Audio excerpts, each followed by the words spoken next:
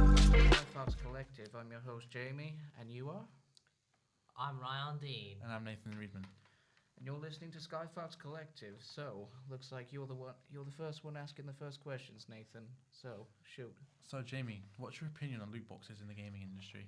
I think loot boxes are quite a contentious kind of hot topic, but the problem is they get overused a lot. So, the fact is that a lot of them tend to get pushed by companies in order to get kids gambling or to spend that on their mom's credit cards. It's kind of a bit of a touchy subject. No, yeah, I agree. What are the three things that make a good video game, Jamie and Nathan? I'll go first. I think the first thing is plot-wise. You got to have a good plot, otherwise, I mean, there's no background scenery to the game. Second thing is, most importantly, in my opinion, is just the gameplay overall. You got to have a decent, game system. It's got to run properly. It's got to have good FPS, good sort of frame rate, good controls. It can't be any of those. And the third thing is, well, having a good sort of overall development cycle. Like if you're going to rush your employees, it's not going to end up very well. Whereas if you take your time, research, develop it over a period of years, people don't mind waiting for that. They like that more than, say, just rushing it out. No, I completely agree. I think narrative is very important when it comes to games more now, because you've got games such as Red Dead Redemption 2 that can hook you on from the very beginning because of the kind of the relationship between the characters, and like Jimmy said also, it's very important to have a good narrative. But I also think things like gaming mechanics, the way the game works, it needs to be easy to use, but also unique to other games. I think it's important to make sure that you're not just copying every other game. But what do you think, Ryan? I think, and the animation and the graphics is another thing that helps game. It's another key aspect of the games, because without that, gamers won't be interested in it. And if you take your time with the animation and graphics, it'll pay off, because games like Legends of Zelda: Breath of the Wild, you can tell that was taken in great detail and took a long time, while it didn't feel rushed compared to the older games. Yeah, exactly. That's basically what I was thinking. So on to the third question, Ryan. Do you think there should be LGBTQIA plus individuals / characters in the game, and is it important? I think it is important, Jamie, because it gives representation for all people, and with equality and inclusion and equality is important, and many games should promote that, because it's for all outsiders, and it can break their shell as well. Kind of like barriers and that. Yeah, that's true. Go on. Well, what I mean is it shouldn't sort of infiltrate the game per se and sort of just, I don't know, put a gay person as a character just because there's a gay person. It should have some sort of aspect to the lore. Kind of like how The Last of Us did it. They just sort of shoved it down people's throats, and not many people like that. I mean, like kind of bounce off literally what Jamie just said. The idea of not necessarily just making the character part of the LGBT community, so they're there, but maybe the idea of giving the player the opportunity to kind of choose their sexuality. I mean, there's games, such as like things like Life is Strange and The Walking Dead, which let you, the player, decide whether your character is part of that community or not. Not just that, but it should be very subtle, not forced, because it feel out of place, and it may have a mixed response from the audience as well. And it can be a bit, and it could probably have many threats to people who are gay in real life because of what that game did, because it was very forced upon. Nathan, do you agree that some games should show historical events? I mean, I think of recent times, history has become quite popular within the narrative of games. I think starting back in 2006. Yeah, 2006, 2007, when Assassin's Creed first released, and it kind of introduced the aspect of visiting these places that almost seem impossible without the idea of time travel. But then, unfortunately, now games have decided to take historical places and manipulate them in a way that kind of creates false history. But there is a way that the recent Assassin's Creed games have kind of used it to go into education. You have the discovery tours, which allow kids if they're learning history to almost enter this historical world and learn real history that happened there. Do you think another example is kind of like World War II games removing either the swastika or symbols of the SS or other Like groups? Call of Duty is an example. Of Yeah, a, like Vanguard and that, the most recent game. I mean, definitely. I think the issue with this is it's seen as very controversial to include the Nazis as like necessarily this power they were, but it's also history and it's something we can't really erase. And I think sometimes the idea of cancel culture within video games is sometimes can cause games to maybe become less developed as they should be. Yeah, no, I agree with that because as someone who's partly Jewish and had family in the war that ended up in camps like that, I think it should be shown because it's an important piece of history that if we don't learn from it, it's going to happen again eventually. I agree. not just that, but a certain war game called Wolfenstein that had a very strong backlash in Germany because of the resemblance to the Nazi regime back in World War II. So some countries had mixed response on war games because of their past misdeeds. Don't you agree? Yeah, I agree. So, Ryan, do you think there should be a limit within violence in video games? I think there should be a violence, Nathan, because war, domestic violence, and glamorized violence. You don't want to overdo it so much because it can promote a lot of kids to actually do these acts in real life and can probably bring a lot of paranoia to them, and it could probably make them mistrusted to many other people.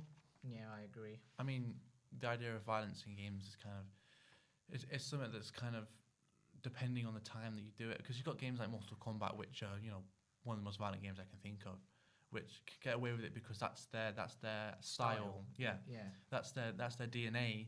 When you got games such as let's talk about Call of Duty, for example, it was never a hyper realistic violent game, was it? No, it's just an arcade shooter, really. But now you have the ability to shoot people's arms off with luck, which necessarily is something that didn't need to be there.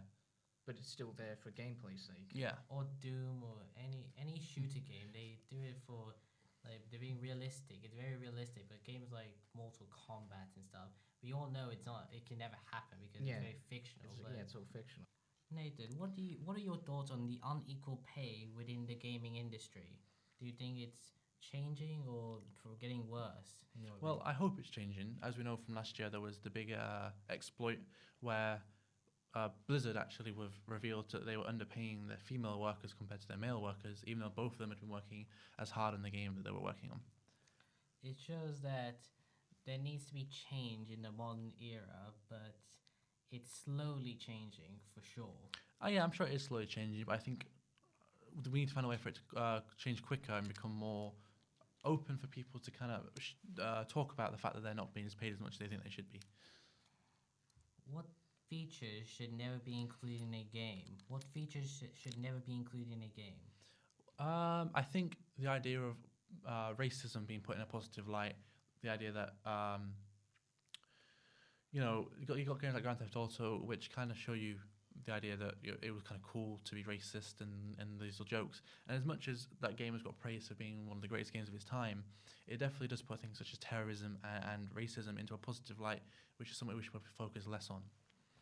Plus, you don't want to make racism acceptable in society because, God forbid, it's already gone too out of hand right now. Well, yeah, especially with recent events, the whole idea of Black Lives Matter, racism should be something that we deal, something we don't publicize as being this positive thing that you're allowed to be racist, because everyone has emotions, and just because someone acts as though they don't care, it really affects someone. Indeed. I think other features should never be included is probably discrimination and also mocking people's disabilities or mental health as well. Oh, absolutely. I think... Because I think if you do mock that, because even though it's not noticeable mental health, it is actually, to them internally, they're in pain all the time. And they make it so very hidden that it's unnoticed by everyone, but it should be probably be more aware and don't be mocked by it.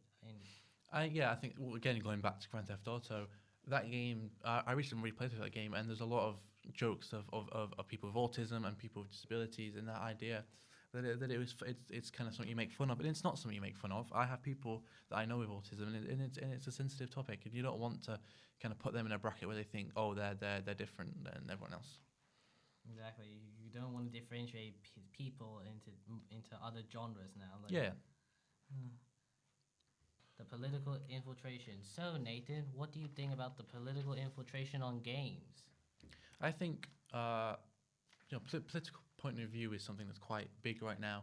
However, the idea that they're kind of taking over video games is kind of bad, because people use video games as a way to escape the real world. But you've got games such as the recent Tony Hawk game dealt with COVID and kind of showed you that you had to wear masks and there was billboards, and people don't want that because the new Tony Hawk game was a remake of the original one, so people want to remake their childhood. Plus, the sequel for The Last of Us had a political infiltration in it, and it did mess up the game's gameplay and narrative. Don't you agree? Absolutely, because the first game was amazing and everyone loved the first game, but I think because the second game, they kind of tried to make it more suitable for the modern era, because cancel culture has become a big thing recently. So I think they kind of tried to force it in a way that everyone would like it. But the thing about games, not everyone's going to like your game. So I think the idea that they should have probably just stick to the formula. And here is our special guest, George.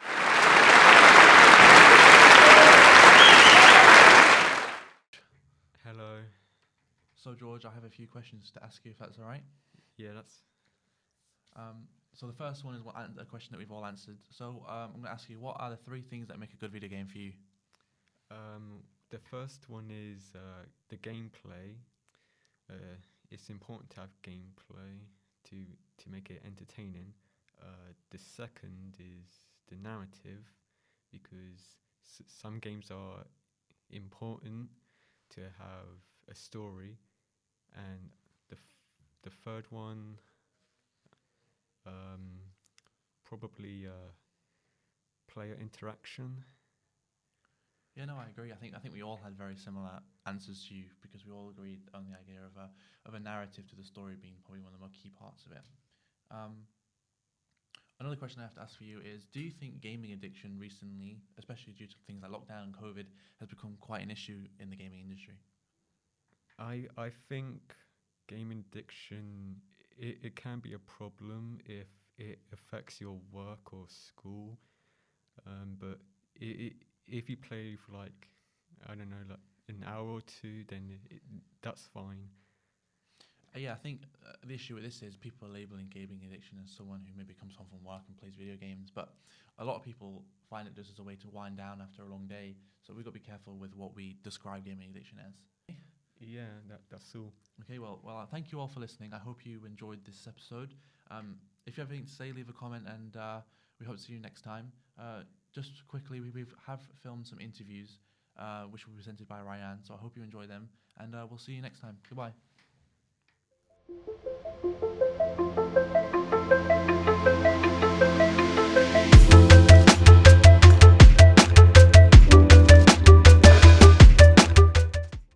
Do you think gaming addiction is a problem? 100%. Could you elaborate?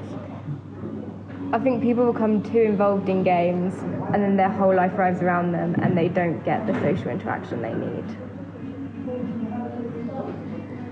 Do you think girls are more mainstream than stereotypical boys? I don't know what that means. Like, in other words, have girls become more visible in gaming than they used to be? I think more girls play, I think the same amount of girls played the games, but I think girls are more open about it because it's less boyish.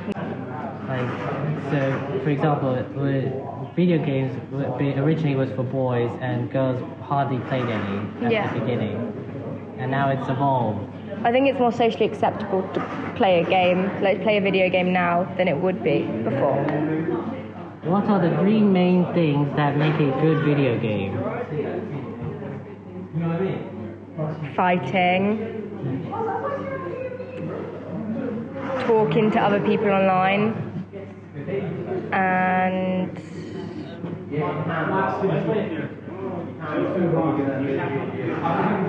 how, I don't don't know. That's a hard one.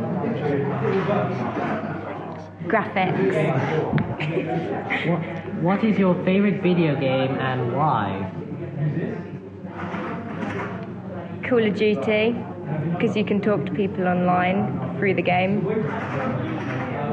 What is your thoughts on the metaverse, in other words, virtual reality? I think it's sick. I think it's cool. I don't know how to elaborate on that. Gaming addiction is a problem. No. How would you elaborate on it? I don't know. It can be like a de-stress. Like I play games to de-stress. It's like my comfort thing, so I wouldn't count it as an addiction. I think it can be if you go so far, but I don't think it is all the time. Do you think girls are more mainstream than stereotypical boys? In other words, boys play video games more and girls hardly played any games at the beginning. That's how it used to be. I think nowadays it's definitely more of a 50-50 split. What are the three main things that make a good video game? Backstory, characters, graphics. What is your favorite video game and why? Red Dead Redemption 2, just because it hit me hard. It's a really good game. It's a great game. What is your thoughts on the metaverse, in other words, virtual reality? It's alright. It's not personally my thing, but it's definitely, if some people like it, then if it's that kind of thing to play, it should be good. Do you think gaming addiction is a problem? It can become one if you become too involved in a specific game. Like, so it can cause mental problems in your life? Yeah, people get too attached to a game and then bring it into reality when it should just stay as a video game. Do you think girls are more mainstream than stereotypical boys? In other words, originally video games were for boys, and now girls are becoming more into games now. It definitely used to be more for guys. It's now more universal and more inclusive for everybody. What are the three main things that make a good video game? Definitely storyline, a good character base, and maybe having the ability to do a free roam so that you can take the game into however you see it. What is your favorite video game and why? I haven't actually got one, but if I was to pick one, it might be something like the new one, Rainbow Six Siege Extraction. The graphics on that is quite good, and it's got a good storyline. What is your thought on virtual reality? I think virtual reality is a good concept for now. It's just not quite to its fullest potential. It can definitely be taken much further. Thank you. Thank you for listening. I hope you enjoyed it. Bye for now.